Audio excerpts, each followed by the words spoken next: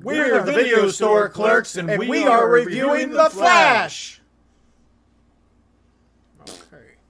Spoilers ahead. Babies in the microwave. There's a baby in the microwave. Now, I didn't hate this movie. I don't really understand all the hate it got. I mean, Ezra stuff aside, I thought it was a fun movie. But, okay, people, early on saying this is the best superhero movie ever made. It was better than Richard Donner's Superman. It was better than Tim Burton's Batman. It was better than Christopher Nolan's Batman. No. So I didn't go into it with, high expectations, neither. I don't know about you guys. No, it was fun. I was surprised. A lot of hate for this film. I think it's mostly because of the situation going on with Ezra Miller in real life. There's other criticisms about the film, but in general, it was kind of a fun film. A lot of nostalgia. The action, the CGI wasn't horrible. Maybe in a couple spots, but overall, I didn't mind it as much. What do you think? No, I didn't mind it at all. I thought it was a good time. The only there wasn't a clear villain, which kind of bugged me. I mean, I guess there really wasn't, but except for himself. Yeah, maybe himself. Zod wasn't in it that much. Michael Keaton came in probably about 40 minutes in. Yeah, or roughly so. about It was fairly early. Supergirl, I feel came really late into the movie, so she didn't have a whole lot to do. There was a lot of characters, I guess is what I'm saying. But making a Flashpoint movie that's a pretty tall order. It's ballsy. I think, yeah. Ezra Miller was actually tolerable in this film, and the other there was two of them. There was two of them. He did double duty. But in other films, I didn't really give a crap about him. He was kind of a background player for the most part, because you had Affleck and Gal Gadot and all these other ones taking the forefront. Henry Cavill, but in this one, I don't know. I didn't mind him that much. He was annoying. I don't know. Oh man, there's babies in microwaves. Okay, so the main premise of the film is that Barry Allen has figured out a way that he can travel back in time, and he's hoping to change the past so his mother doesn't die. Right. Did they ever say who killed his mom in this one? They don't. I don't think they did. Okay. All I think they were leading up to a movie that'll never get made. Possible. Yeah. After the reception this one got. Yeah. I'm sure we'll get a director's cut. I wonder if it's in there. I don't know. They said there were a lot of cool scenes from what I've heard on other reviews online that they have a lot of crazy shit in there that they had to take out. Apparently there is a fucking what's the kid's name from the show? Grant? Oh yeah. Apparently there is a scene with him and I wonder why they took that out. the other Barry. Okay, so early on we meet the Ben Affleck Batman. Batfleck. That Batman is trying to warn Barry about the dangers of time travel. You see in the trailer where he says, yes, but you could destroy everything. And he certainly comes close. Barry explains that he wants to go back in time because he can save his mom. He can save Bruce Wayne's parents, too. Oh, my God. And, of course, Bruce is like, no, kid. You're going to mess things up even more. In fact, like you saw in the trailer, he says, but you could also destroy everything. The dangers of time travel. So then Barry ignores Bruce's warnings, goes back in time anyway to try to figure out a way to save his mother and try to get his dad out of jail. One way or the other, he just screws everything up more and more, and then it all comes down to a can of tomatoes. If the tomato don't fit, you must acquit. Barry figures out this one stitch of time where he thinks he can change things without altering too much, and it comes down to a can of tomatoes that his father couldn't find. Everything played out completely different now because his parents are both alive. His mom's alive. His dad's not in jail. But now, because everything's changed, he has to convince the younger Barry to go to the lab in order for the accident to happen in order to get his powers. Otherwise, he never gets his powers. It's a fucking conundrum. It's a conundrum. I can't say it's a fucking conundrum. It's a conundrum. It's a time travel conundrum. They gotta recreate the scene. They gotta so he gets the powers. But when he does it, the young Barry gets the powers. The old Barry loses his powers. Young Barry seems to be picking up how to use the powers way faster than original Barry picked up his powers. Like, he's just getting the grasp of them a lot faster, so he can do a lot more, a lot faster.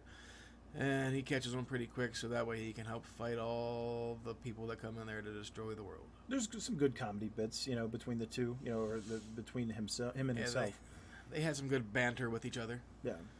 Funny little scenes here and there. Not too terrible. And when they go into that universe, there's little things like Eric Stoltz was in Back to the Future instead of Michael J. Fox. I believe Kevin Bacon replaced Tom Cruise in Top Gun.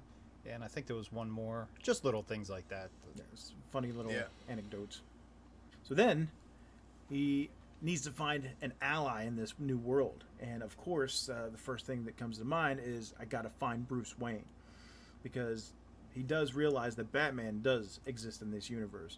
But, little does he know, it's not the Batman he once knew. And that's where we get Michael Keaton, looking like the dude. I'm Batman. I'm Batman. You want to get nuts?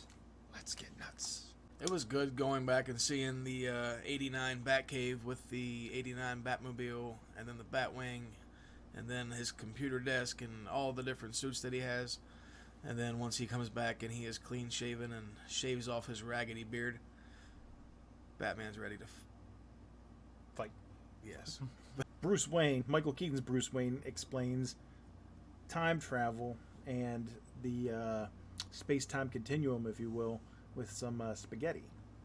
If the tomato don't fit, you must acquit. Event where Zod shows up that we saw in Man of Steel is happening right now in that timeline. So he realizes that he knows what's going to happen, and he needs Superman in order to stop Zod. Open the pod, come to find out that it's this female. Like, who is this? That's not Superman. Okay, well, she's hurt, so they take her out of there anyway, and they escape, and come to find out that she's actually Superman's cousin. She doesn't trust the humans. Yeah, at this humans point, in general. because she's been in prison for so long. And but because he helped her, she is a little bit more willing to go along with things there at some point. And then she goes back to Wayne Manor and says, okay, I'm with you guys. Let's go take down Zod.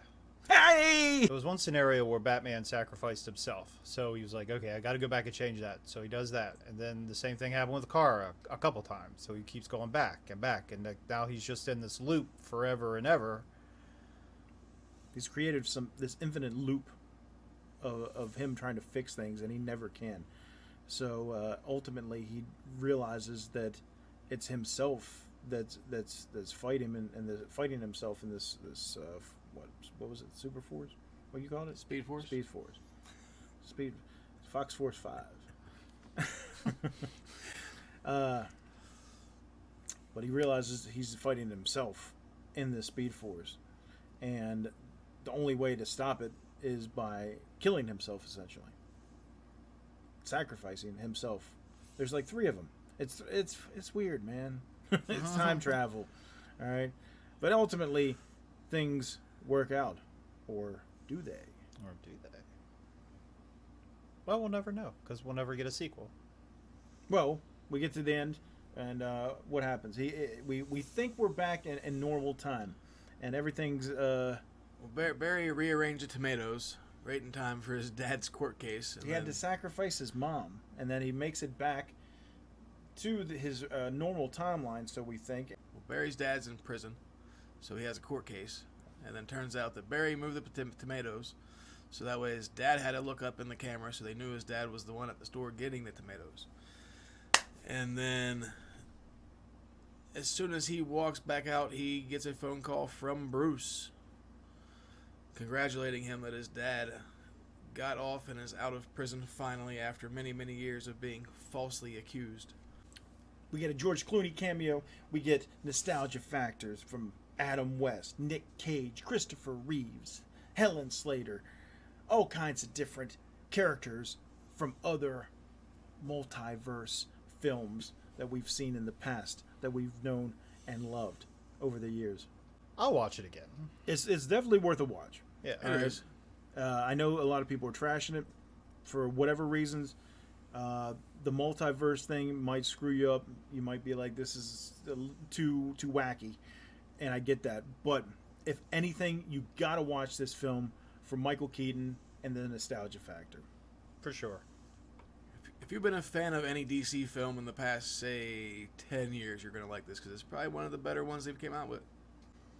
So your clerks say, check it out. Check it out at least once. Zang. Thanks for watching. Don't forget to smash that like button and subscribe. Check us out every Tuesday night. We go live at 10 p.m. Eastern. We are your video store clerks. Good night.